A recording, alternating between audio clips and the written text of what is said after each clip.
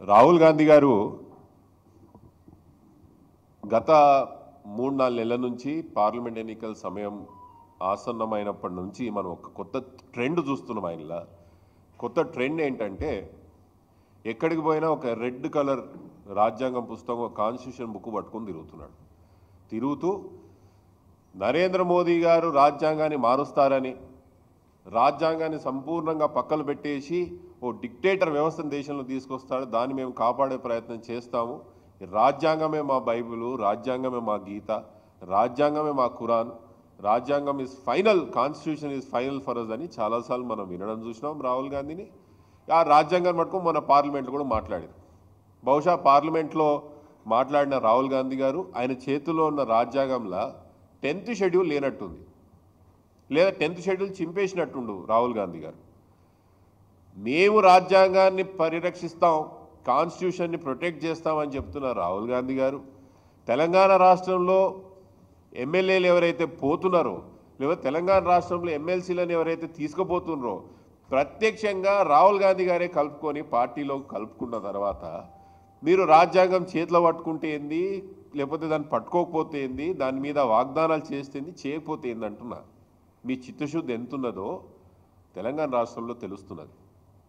Either Telangana రాష్ట్రం మీకు ఏఐసిసిలో లేకపోయానే ఉండాలి, ఇప్పుడు నేను చెప్పిన సంఘటనలు అన్ని అవగాహన చేసుకుంటే, లేదా కావలసుకొని ప్రజల్ని మోసం చేయాలనే ప్రయత్నం చేస్తున్నారని నేను గట్టిగా వాళ్ళని చెప్పాలనుకుంటున్నా. ఈరోజు ఎమ్మెల్సీల విషయాలే కానీ ఎమ్మెల్యేల విషయాలే కానీ కాంగ్రెస్ పార్టీ ఏదైతే ప్రవర్తిస్తున్నదో, విధానాన్ని ఏదైతే ప్రవర్తిస్తున్నదో ముమ్మాటికి దాని తెలంగాణ ప్రజలు గమనిస్తున్నారు. మీరు అడగొచ్చు, ఇప్పుడు ఆ రోజు మీరు చేసిరు కదా, మళ్ళీ వీళ్ళు చేస్తే తప్పేముందని కేటీఆర్ గారు మాట్లాడిన దాని మీద కూడా సేమ్ ముఖ్యమంత్రి గారు కూడా అదే మాట్లాడారు, కొంతమంది కాంగ్రెస్ నాయకులు అదే మాట్లాడారు. కానీ మీరు ఒకటి గమనించాలని నేను కోరుకుంటున్నా. మీకు ఇప్పుడే చెప్పిన తెలంగాణ ప్రజలకు అప్పటికప్పుడు బయట పడకపోవచ్చు, కానీ అన్నీ వాళ్ళ రిజిస్టర్లో రికార్డ్ చేసుకుంటారు. పార్టీ ఫిరాయింపులు ఆ రోజు బీఆర్ఎస్ పార్టీ చేసింది కాబట్టే తెలంగాణ రాష్ట్రంలో ఆర్థికంగా సామాజికంగా దేశంలోనే నంబర్ 1 స్థానంలో కూర్చోబెట్టిన కేసీఆర్ని కూడా ఓడగొట్టారు తెలంగాణ ప్రజలు, కేసీఆర్ పార్టీని ఓడగొట్టారు. మాకేదైతే గతి పట్టిందో, ప్రతిపక్ష స్థానంలో ఏదైతే కూర్చోబెట్టిరో ప్రజలు, మేము చేసినటువంటి చిన్న చిన్న పార్టీ మార్పిడి కార్యక్రమాల వల్ల కాంగ్రెస్ పార్టీ కూడా అదే మూలం చెల్లించక తప్పదని చెప్పి మీ అందరికి మనవి చేస్తున్నాం. లేదండి, నేను ఏ పార్టీ మారట్లేదు.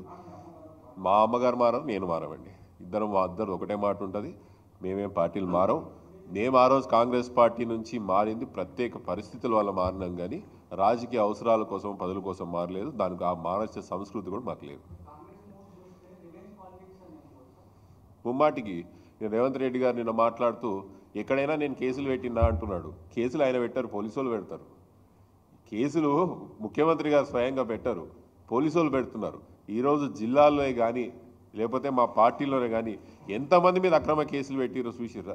ఎమ్మెల్యేలు ప్రజా సమస్యల మీద కొట్లాడితే కేసులు పెట్టుడు ఏడన్నా చూసిర్రా? ఏడన్నా చూసిర్రా మీరు? ఎమ్మెల్యేలు ప్రజా సమస్యల మీద కొట్లాడనీకే ఎమ్మెల్యేలను ఎంచుకుంటారు. వాళ్ళు ప్రజా సమస్యల మీద కొట్లాడితే వాళ్ళ మీద కేసులు పెట్టుకుని ఇక్కడ చూసిండ్రా? తెలంగాణ రాష్ట్రంలో రివెంజ్ పాలిటిక్స్ నడుస్తున్నాయి. తెలంగాణ రాష్ట్రంలో రివెంజ్ పాలిటిక్స్కి పరాకాష్ఠ స్థాయి రేపు 6వ తారీఖు చేరబోతుంది.